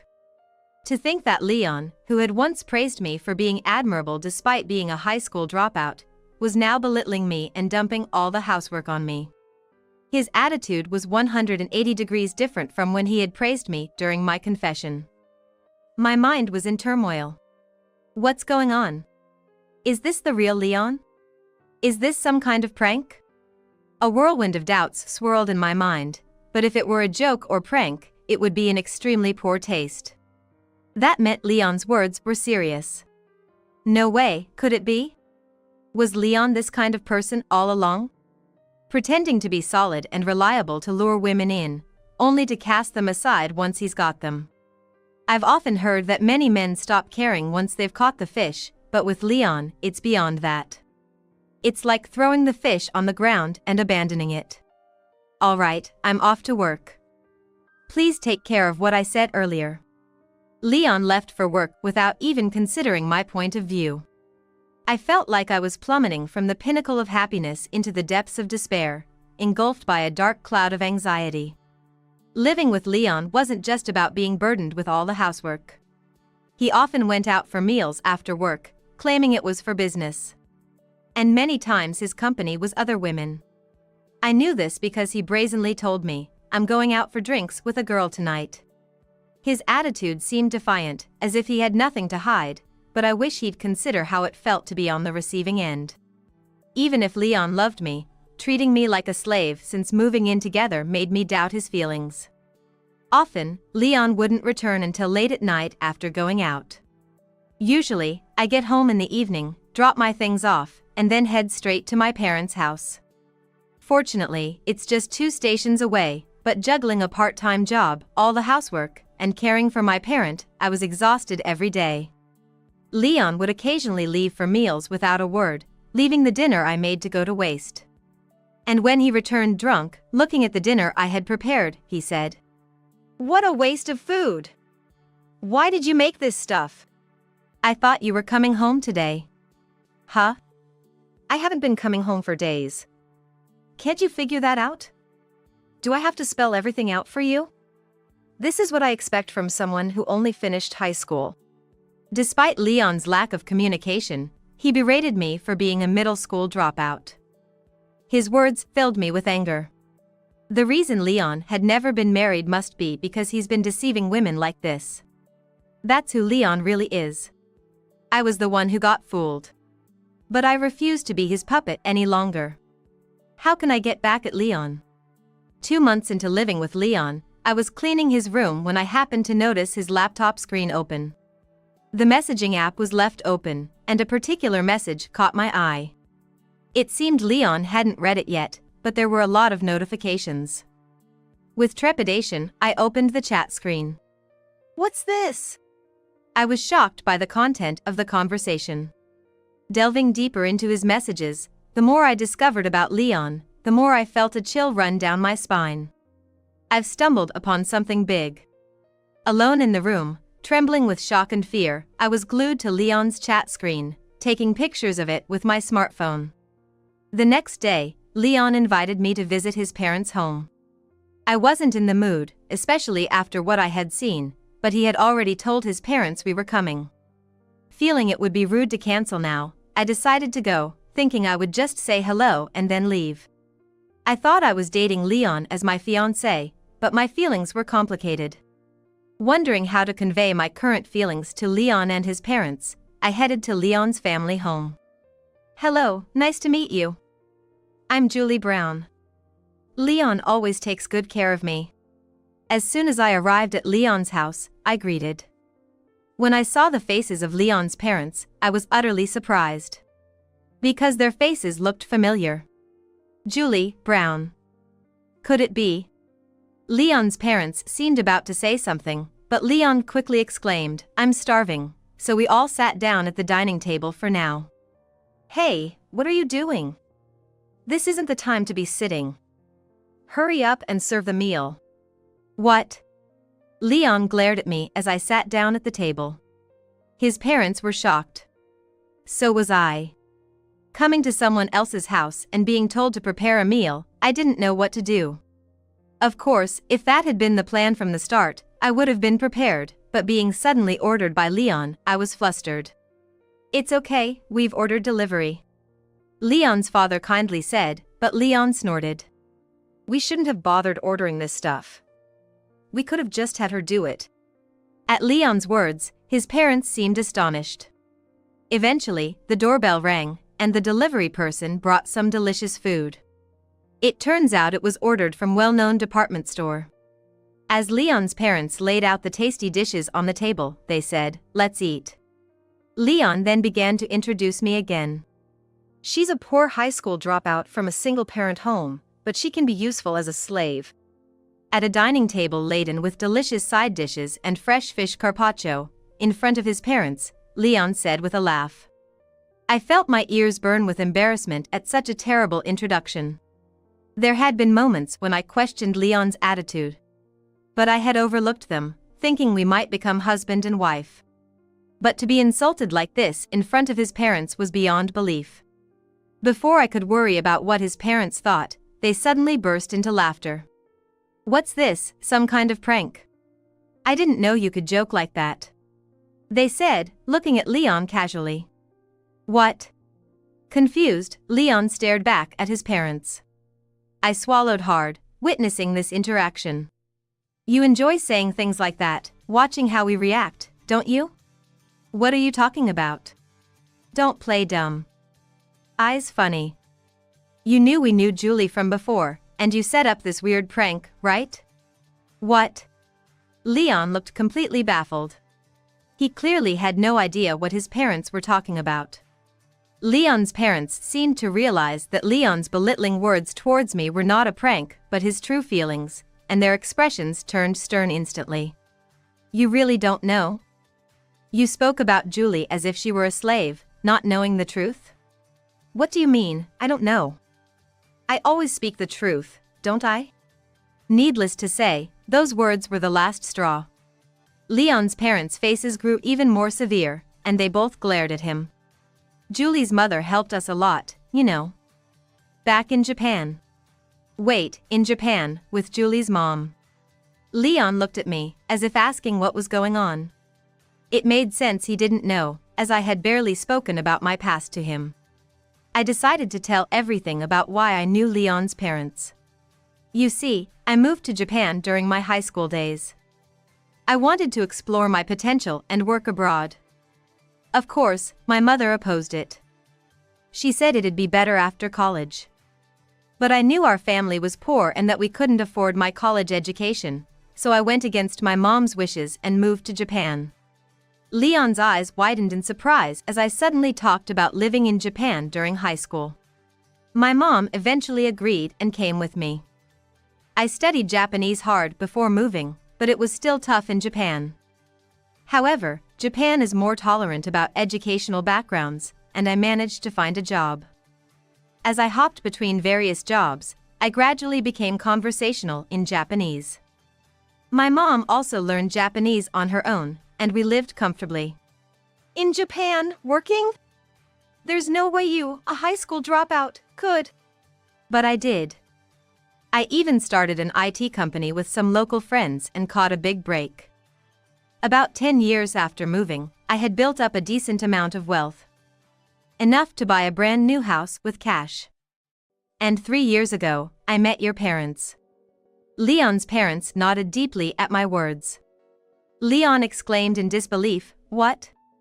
"Leon, you might remember, but your mother and I lived in Japan for a year due to work 3 years ago while you stayed home. We barely spoke Japanese and were struggling until Julie and her mom helped us out." "That's right. My mother and I used to host events for American people in Japan on our days off. It was Leon's parents who we met there. They had just arrived in Japan and told us about it, and we often met to teach them Japanese and about life in Japan." Leon's parents were very happy to learn about Japan from my mother and me. We have great memories of having tea and going sightseeing together. So, I was shocked to unexpectedly reunite with them today. They had mentioned having a son, but never gave details. It might seem too coincidental, But such things happen, and now I've come to accept this reality. Mom and Dad knew Julie. No way. You wouldn't think so, right? But it's true, so what can you do? That's why we knew from the start Julie was a wonderful person, and I can't believe how you spoke ill of her. Leon's mom glared at him angrily. Like a frog being stared down by a snake, making Leon let out a squeak of fear.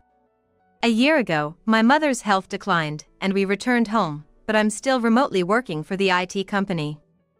The staff there trust me a lot. At the restaurant where I work part-time, they value me for speaking Japanese. I'm a high school dropout, but I've always tried hard in everything I could do. Leon's face turned pale. He had always ridiculed me for being a high school dropout, but now he was shocked to learn that I was successful. Why didn't you tell me something so important? You're rich, huh? Then let's get married after all. I won't make fun of you anymore, okay? Leon said with a bright voice, suddenly being upfront. He had changed his mind after knowing about my substantial assets. But I'm not fooled by Leon's superficial words. What are you talking about? I have no intention of marrying you. Do you know how hard it was for me when you deceived me and then showed your true colors after we started living together? And speaking of deception, you've committed fraud using your position as a lawyer, haven't you? Fraud? What are you talking about? Leon's demeanor changed drastically when he realized I had no intention of marrying him. He was visibly shaken at the mention of fraud. I pressed on. I accidentally saw it on your computer yesterday. There were numerous complaints addressed to you. I'm sorry I looked without permission, but the angry words from your clients who were charged fraudulent fees by you were very justified. I have proof. I showed Leon the photos I had taken of his computer screen the day before. Leon's face contorted, and his parents' faces grew even more stern. You claim to be an elite, yet you deceived people and committed fraud. That's just the lowest. You probably ran through your money with your nightlife and are now drowning in debt, right? The moment you found out I have assets, you tried to take my money too. Truly despicable. Your parents are such respectable people, it's a shame. Please consider our engagement null and void. I glared at Leon, delivering these final words. Leon was crestfallen, muttering, "No way." Leon's parents seemed to agree with my decision, angrily shouting at Leon, "You need to go to the police right now." Go to the police? No way! What are you saying? You deceived important clients, hurt Julie, and think you can be happy alone? What a foolish son you are. We don't need a son like you anymore. Go to the police right now. Leon's father's roar echoed through the house. Stunned, Leon then let out a scream as if he had forgotten his voice and rushed out of the house.